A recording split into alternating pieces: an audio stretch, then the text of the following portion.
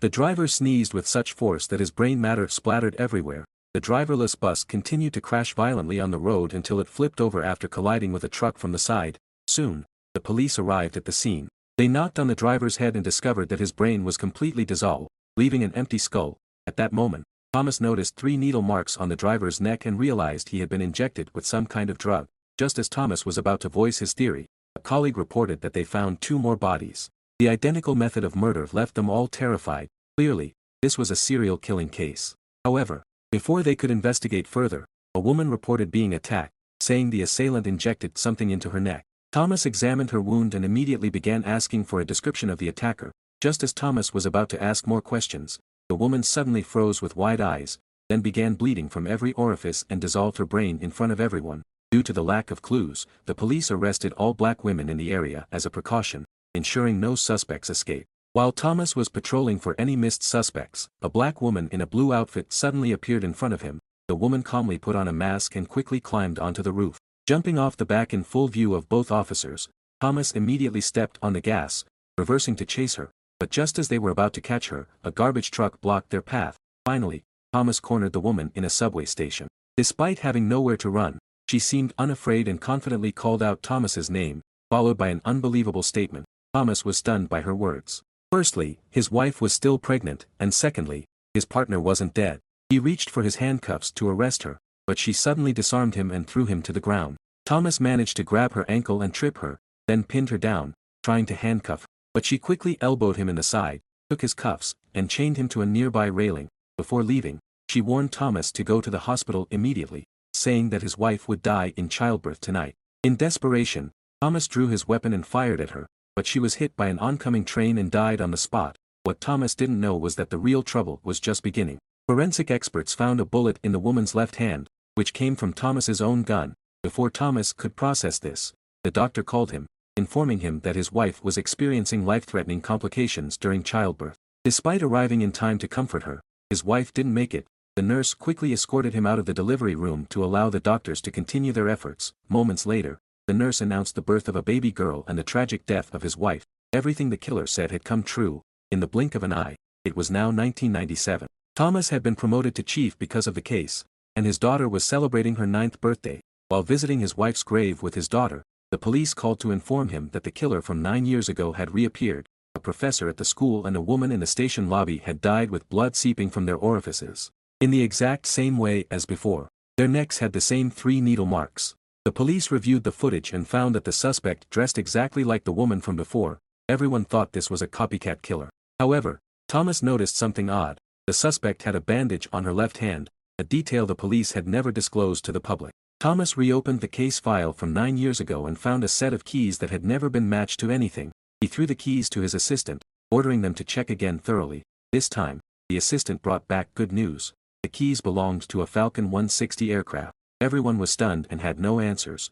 Determined to find out the truth, Thomas and his partner went to the airport. He told his partner to keep watch while he jumped over the fence. Thomas approached the airport manager and asked if he had seen the woman in the photo. The manager barely glanced at it before shaking his head. The manager's hasty reaction made Thomas suspicious, so he left his phone number, asking the manager to contact him if he remembered anything. But the note secretly said, "Scratch your head if anyone is watching."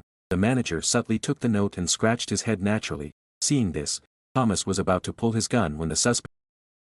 The woman's words confused Thomas, but before he could think more, she threatened the manager to tie him up. The manager reluctantly complied under her threat. Thomas took the opportunity to call his partner while trying to distract the woman by talking.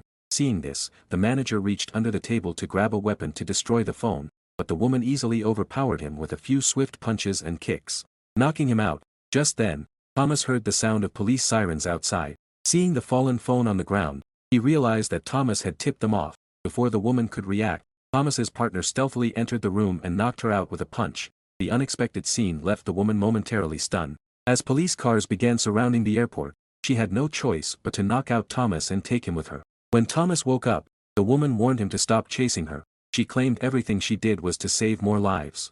Thomas was curious why she hadn't killed his partner, but the woman only smiled. "Every 9 years, when the moon rises, I can return, but only for a short time," she said cryptically. Once again, she warned him to stop pursuing her, or it would ruin his life. With that, she pushed him out of the plane. Luckily, Thomas landed in the sea below and was unharmed. When he returned to shore, he saw that the plane had crashed, but there was no sign of the woman in the cockpit. The next day, the police searched the area but found no trace of her. Thomas wasn't surprised by the results. Return. Where? The future. She was from the future. From that day on, Thomas was obsessed. He searched tirelessly for any clue, even going so far as to dig up graves in the middle of the night. Eventually, he found something significant. All the victims had one thing in common: they were all fans of a particular writer, who happened to be a radical militant. One of the writer's followers, named Russell, was still alive. Thomas rushed to Russell's house, only to find him dead. Just then, he heard footsteps upstairs. He cautiously followed, but the footsteps suddenly quickened, and the suspect jumped from the second floor. As Thomas rushed outside, he realized he had injured the woman's left hand. To his shock, he realized that the bullet found 18 years ago in the woman's hand was fired from his gun. Right at this moment, as the woman fled once more, Thomas commandeered a car and chased her recklessly, but she soon escaped. Using her intimate knowledge of the area, Thomas continued the pursuit on foot and eventually reached a beach, the same place where the plane had crashed 9 years earlier. He saw the woman run into a sewer, and without hesitation, he followed her. At the end of the tunnel, he found a blue device. The woman sat inside, motionless, as the device began to fill with water, causing the ground to shake. In the next instant, the woman disappeared before his eyes. Although he failed to capture her, Thomas now knew the location of the transport point. He decided to stay there and wait, never leaving. Sure enough, 9 years later, one morning, the woman emerged from the sewer, but this time, a voice called from behind her. "Good morning. When I kill you, I will have killed no one else. Some people, like me, don't pursue you." Thomas thought that killing her would prevent her from going back to kill others and also save his own broken life. However, the woman insisted that she wouldn't fight him. "You trained me yourself," she said. "You gave me this mission. You taught me how to ride a motorcycle. You made my first ice cream cake for me. You helped me the day I was born. This belongs to my mother." With that, she took off the bracelet on her wrist. Seeing the bracelet, Thomas was stunned. It was the same bracelet he had given his wife 27 years ago. After his wife's death, he had given it to his daughter. A thought suddenly struck him. "This was my mother's," she said. "I am your granddaughter. Can you believe that? You actually created me." Then the granddaughter revealed the truth.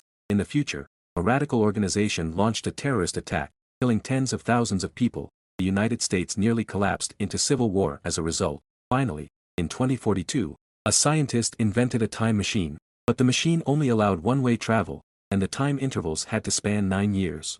The first stop was 2015, 2006 was the second stop, with 1997 and 1988 being the third and final stops. All targets would be killed by then. Hearing this, Thomas collapsed to his knees, devastated, because in 1988, he had killed his own granddaughter. Upon learning of his tragic fate, she comforted Thomas. "If my death can bring peace to the future, then it's all worth it." But Thomas's mission wasn't over yet. He still had to take care of his daughter and his unborn grandchild. With that, his granddaughter walked away without looking back, leaving him alone. Not long after, his granddaughter was born as expected.